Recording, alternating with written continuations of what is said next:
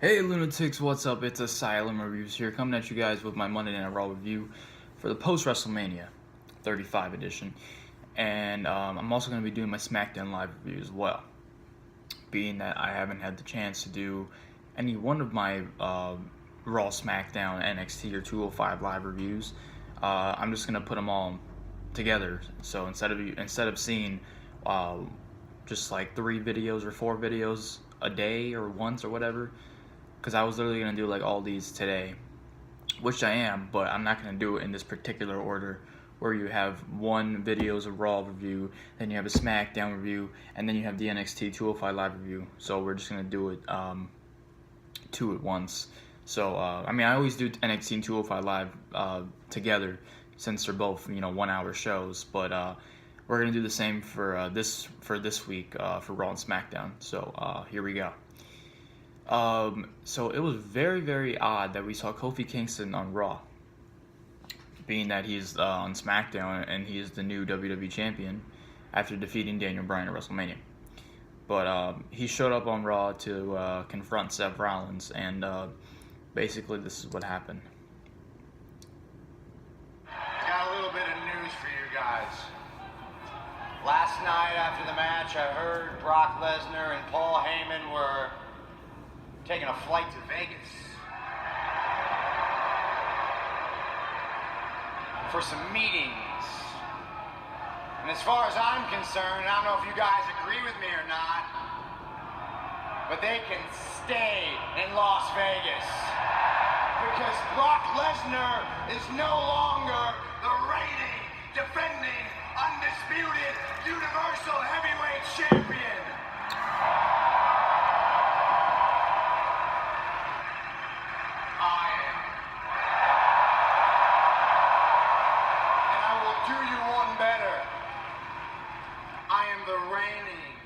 Defending, fighting, undisputed Universal Heavyweight Champion, and I am going to be a champion that everyone in this arena and everyone around the world can be proud of.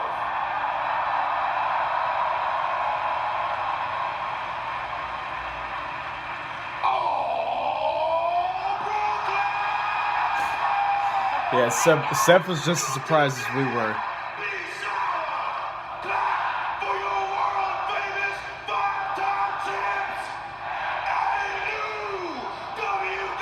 Way to cut him off, Big E.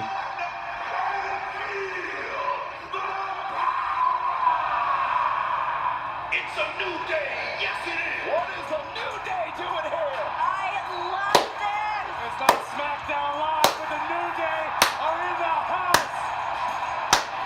Led by Kofi Kingston. I'll stop. Brand new WWE Kofi, Champion. Kofi, Kofi, Kofi, Kofi, Kofi. You see, we're here on Raw because last night was cause for celebration. His dream would not be deferred when he won his first WWE Championship match in 11 years. Talking about Kofi, of course. And became your WWE World Oh my God, Big E. And then Big E does the splits. Big E does the fucking splits. That was fucking impressive. I was in the locker room, hanging out with my 2 sons, watching the main event of WrestleMania. You know, the one that was winner take all. I thought that was a great idea for Becky Lynch, wasn't it? So,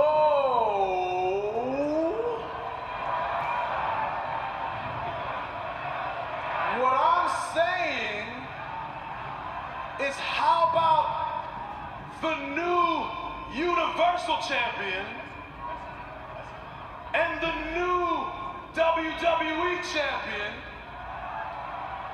have a winner-take-all match here tonight?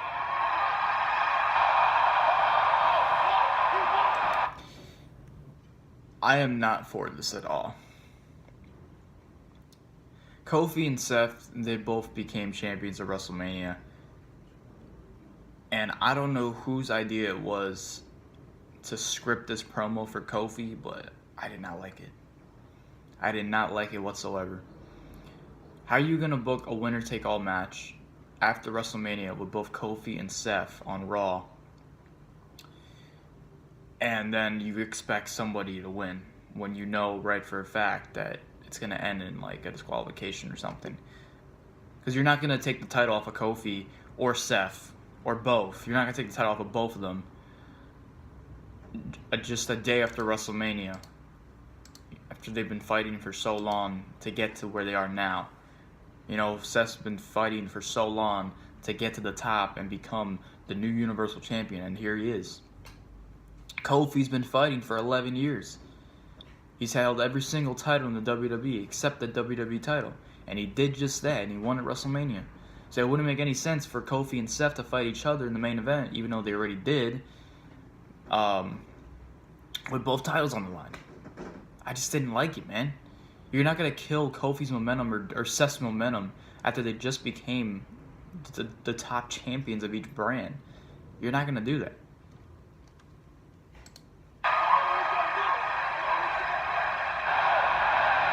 But I don't know why the crowd wanted to see this.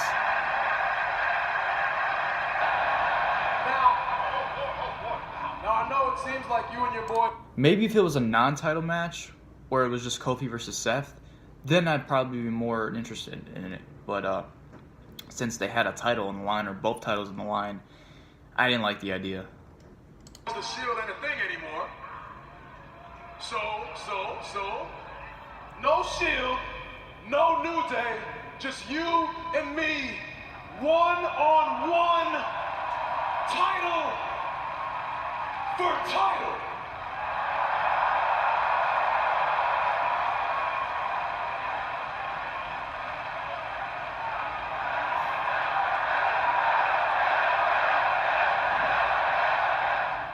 Challenge accepted.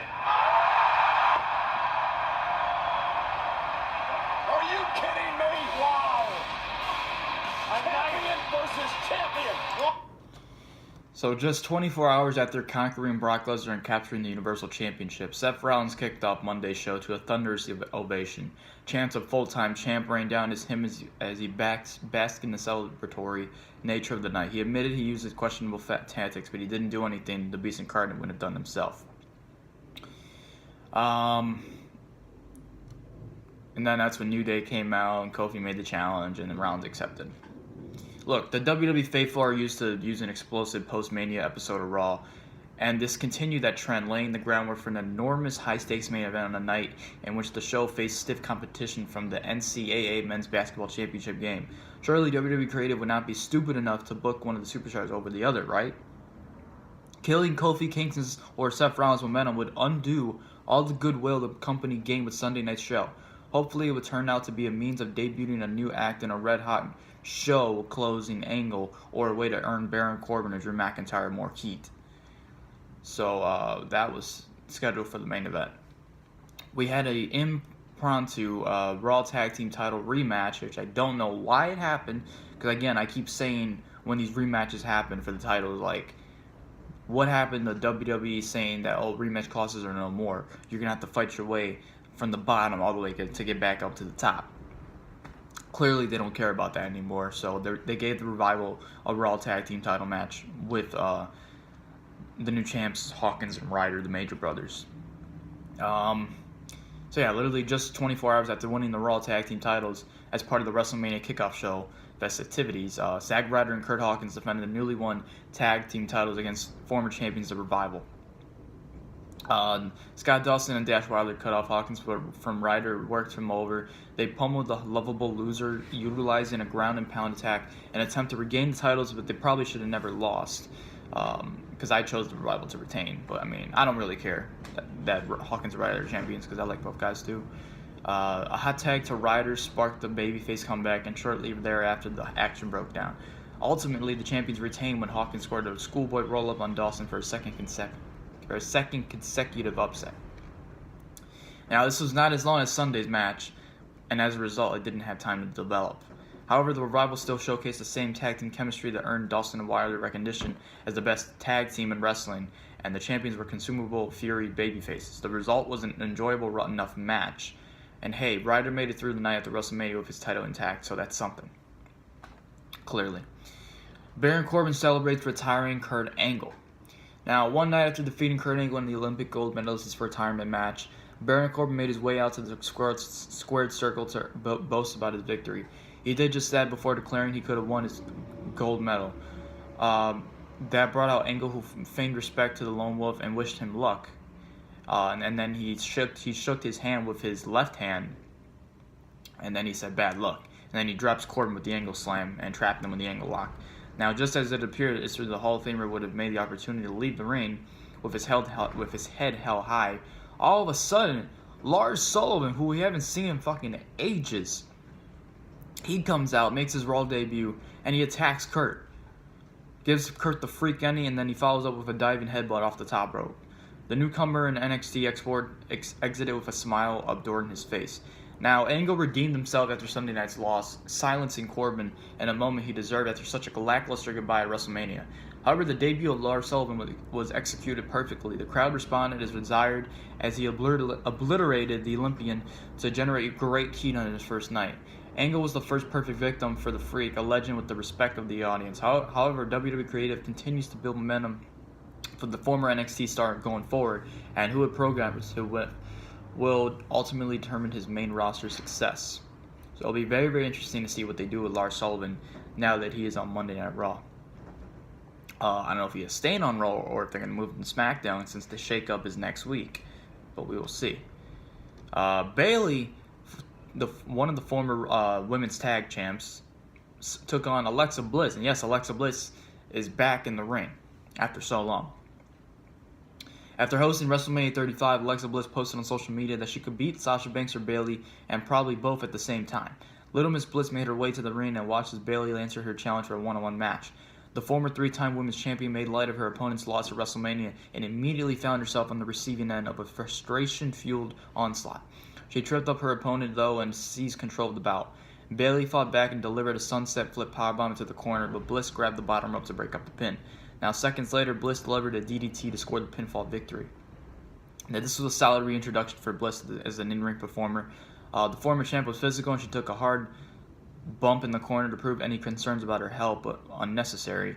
The match itself was just nothing special, but at a time when Becky Lynch reigns over the women's division on both brands, she will need challengers. Bliss has history with her, favorable history, and would make a solid first contender since they both feuded over the SmackDown Women's title back in 2016. Speaking of the Women's Champion, Becky Lynch, she comes out and she celebrates her Women's title win at WrestleMania. After making history by winning both the Raw and SmackDown Women's Championships in the main event of WrestleMania, Becky Lynch took to the squared circle to a raucous standing ovation.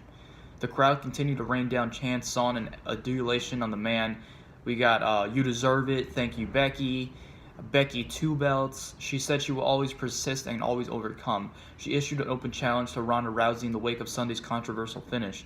All of a sudden, Lacey Evans comes out, interrupt the proceedings, walking to the ring as she has done countless times over the last 3 months. But this time, she finally does something for once. Lynch met her up on the ramp, and a tense stare-down gave way to a big right hand from Evans and a nasty brawl between the man and the sassy Southern Belle. Evans eventually escaped the grasp of the women's champion, and Lynch stood tall to close the segment. The best episodes of these post-WrestleMania Raws are the ones that give fans a taste of what they can expect in the weeks to come. Now, this not only sets up Evans versus Lynch, but this also foreshadows the eventual return of Rousey and a big money match with the man. The crowd's response is further proof of just how immensely popular Lynch is right now and why WWE management went ahead and pulled the trigger on her momentum evening. Strike while the iron is hot, and WWE did just that. As a result, Evans will have the opportunity to get over with the masses by working with the most over competitor on the entire roster in the women's division. So it looks like we're going to be seeing Lacey Evans versus Becky Lynch for the time being until Ronda Rousey comes back, and then we'll be seeing Ronda versus Becky, which we all wanted. I mean, at least they're doing something with Lacey now, but I mean, it took them so long to do so. Aleister Black and Ricochet versus Bobby Roode and Chad Gable. This is like but I'll say like the second or third time we've seen this on Raw. Bobby Roode and Chad Gable sought to build momentum for themselves ahead of next week's Superstar Shakeup. It looks like they're going to be going to SmackDown. To do so, they would have to upset the red and hot team of Aleister Black and Ricochet, both of whom were seeking to put the WrestleMania disappointment behind them. Ricochet delivered a moonsault to Roode on the outside, while Black flattened Gable on the floor with a double knee heading to the break. The one and only found himself isolated from Black, but soon made the hot tag sparkling the climatic portion of the battle. The Dutch Destroyer unloaded in the opposition and delivered a springboard moonsault to both opponents. Ricochet then re-entered the match, and as the action broke down with Black and Roode fighting to the floor, he delivered a codebreaker to Gable to score the pinfall victory. So, Ricochet, he always hits a 630 to win the matches. That's his finisher. But I guess if he doesn't want to do the 630, like he doesn't have to always, then you could just do this one-legged code breaker, which is pretty cool. Now, it really is unfortunate that the crowd picked this particular moment to break out the wave, because this was a fine match between both of the better teams in WWE.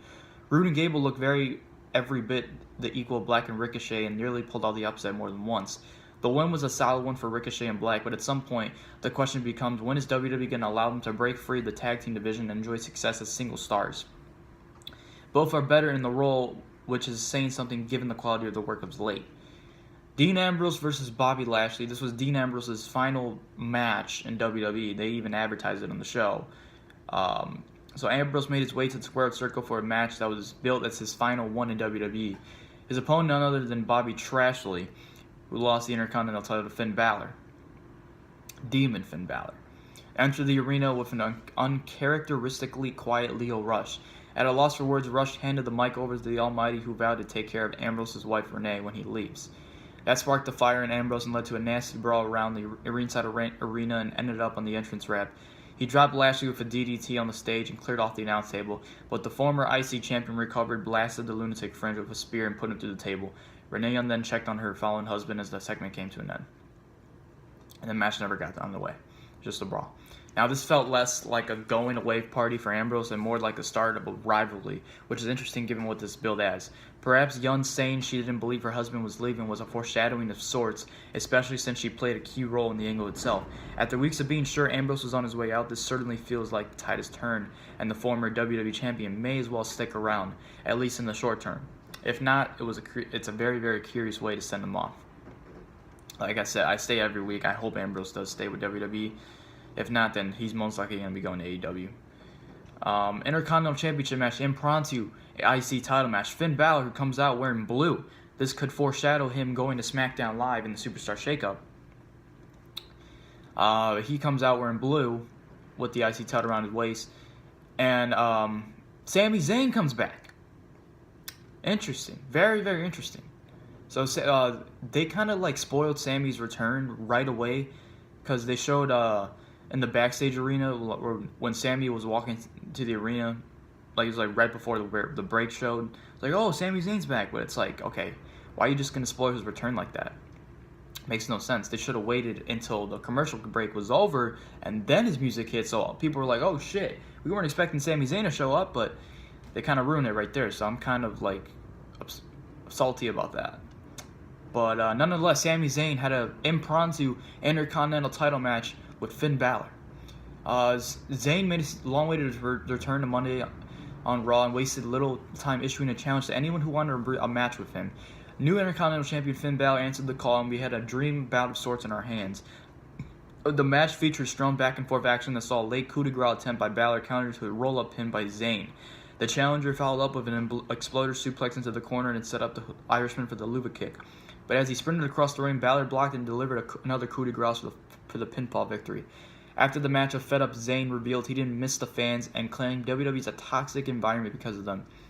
He said everyone wants to be a critic, and beginning now, he is back to hold each and every one of them accountable for their actions. See you in hell, he ended the promo saying.